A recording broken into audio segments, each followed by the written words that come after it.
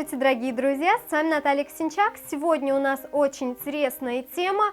Тема касается истории нашего общества, истории моды и такая достаточно странная взаимосвязь между модой и венерическим заболеванием. Тему данного видео мне подсказала лекция Федора Лисицына о пандемии сифилиса. Скажу честно, я даже не знала, что такая в истории была. Знала о чуме, знала об оспе, но, видимо, это настолько действительно запретная тема, что как-то ее вскользь рассматривают и даже не говорят как об одной из причин резкой смены моды в XVI веке. Многие сразу могут не понять, откуда такая взаимосвязь, как это на моду может влиять сифилис.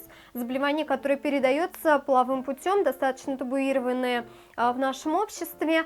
Связь здесь достаточно простая. Начнем с того, что у человечества есть такая главная функция, и вообще у биологических видов, это продолжение рода. И как раз у разных биологических видов активную роль в привлечении партнера играет то самец, то самка. Как мы с вами можем заметить по истории Европы, активно развивалась именно индустрия женской одежды, женских аксессуаров, женской парфюмерии. Конечно, на моду влияют разные факторы. Это может быть и политика, и экономическая ситуация, какие-то научные достижения. Заболевания, особенно связанные с половой жизнью, также активно влияют на развитие моды. И сегодня мы с вами как раз рассмотрим, как же сифилис, эпидемия сифилиса в XVI веке повлияла на моду и в целом на общество. Мода XIV-XV веков.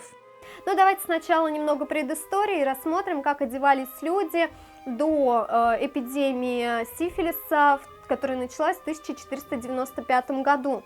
Начнем издалека, с XIV века. В тот период в моде была готика. В то время была очень сильна роль религии. Основной идеологией было то, что человек крайне ничтожен перед Богом. И это можно было заметить даже по архитектурным, в первую очередь по архитектурным сооружениям, которые, естественно, большую часть были церковными сооружениями. Это были громадные, несоизмеримые с человеческим телом здания, очень высокие, с обилием вертикальных линий. Вспомним, например, мой любимый, известнейший собор Парижской Богоматери в Париже. И также в одежде эта идея проявлялась в том, что присутствовало обилие вертикальных линий. Возможно, по фильмам вы, к примеру, можете вспомнить высокие остроугольные колпаки.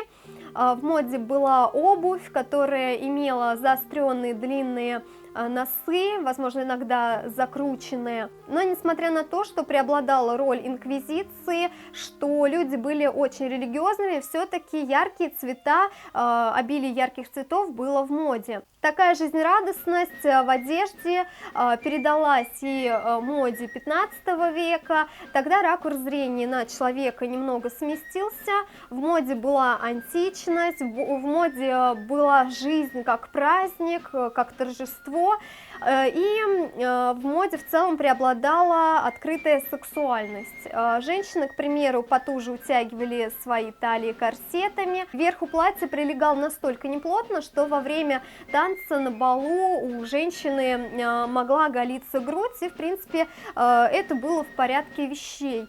У мужчин появилась такая деталь в образе, как гульфик. Именно в XV веке он приобрел наибольшие размеры. Гульфик – это такой мешочек, который находился на причинном месте у мужчин, показывал величину его достоинства. В те времена мораль была крайне низкой, нормальными считались оргии, нормальным считалось то, что святые отцы, которые давали обет безбрачия, имели несколько жен, любовниц, детей, и в целом монастыри были скорее притонами, чем приютами для страждущих. К примеру, король мог сказать своей жене: любимая, я поеду и завоюю для тебя новые земли, а приезжал из этих земель с огромным альбомом с портретами своих любовниц. То есть вот такие вещи происходили. Ну и давайте перейдем ближе к историческим событиям, которые предшествовали эпидемии сифилиса. Начало пандемии в 1495 году. К 90-м годам 15 века в Италии разразился династический кризис. На престол хотели взойти многие, и в том числе на него претендовал король Франции Карл VIII. Он собрал войско, очень мощное войско, которое состояло из наемных воинов, не только французов, но и немцев, швейцарцев и некоторых других. Его войско было очень хорошо оснащено, они владели техникой блицкрига, быстрым боем. К сожалению, неаполитанский король никак не мог противостоять такой мощной армии, и Неаполь сдался. Они впустили непрошенных гостей и решили отдать им все самое лучшее. Так, по свидетельствам одного из историков, для победителей был устроен шикарный, пышный банкет. Было 10 часов вечера, гости собрались за столами, а блюда подавали необычайной красоты неаполитанки, которые были одеты в прозрачные длинные юбки с разрезом до талии, и во время ходьбы из-под этих юбок было видно все то, что надо было бы скрыть. Уже темнело, гости, насытившись, стали танцевать, прекрасные служанки бросили свои обязанности, присоединились к гостям, и так как одежды на них было немного, все они вскоре были увлечены в тенистые кущи парка. В следующие несколько дней гости с восторгом вспоминали чудесные мгновения, проведенные на зеленой травке под лунным светом, с такими очаровательными созданиями, и восхищались они ровно до тех пор, пока не почувствовали поначалу боли, затем увидели, что все их тела покрываются сыпью. Они стали звать доктора. Доктор, к сожалению, не мог сказать, что это за болезнь. Очевидно было, что очень много людей были поражены непонятным, неизвестным недугом, потому что на тот момент сифилис еще был неизвестной болезнью, и лечить его не умели, иммунитета не было, поэтому последствия были ужасающие. Тела одних зараженных покрывались коростой, у вторых проваливались рты и носы, ну а третьи слепли, возможно, это было и к счастью, потому что они не видели, как заживо гнили. Последствия пандемии.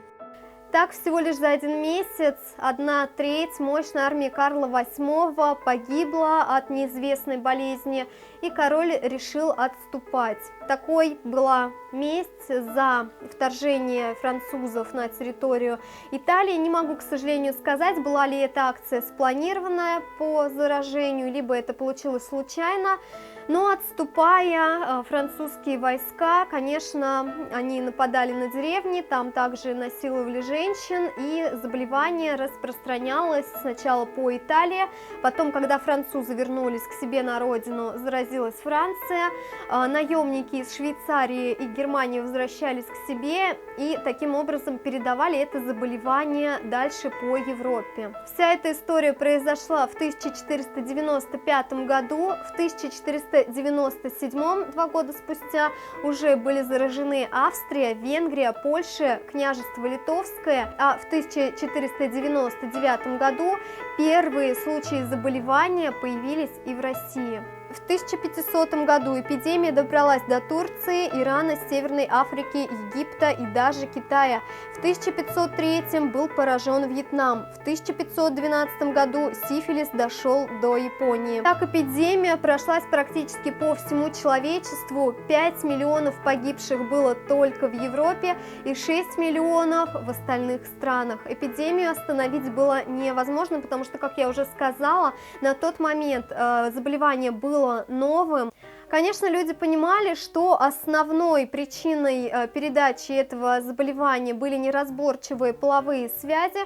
С этим надо было что-то срочно делать. Именно тогда впервые появились знаменитые пояса верности. Мы можем увидеть, что даже парадные наряды именитых особ, они были темными, темно-коричневыми, черными. Акцент с области талии, с области гениталий сместилась ближе к лицу.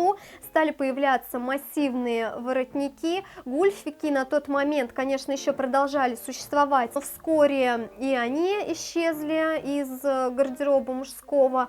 В целом женский образ также стал более целомудренным. талия уже не была настолько узкой, декольте прикрывалось.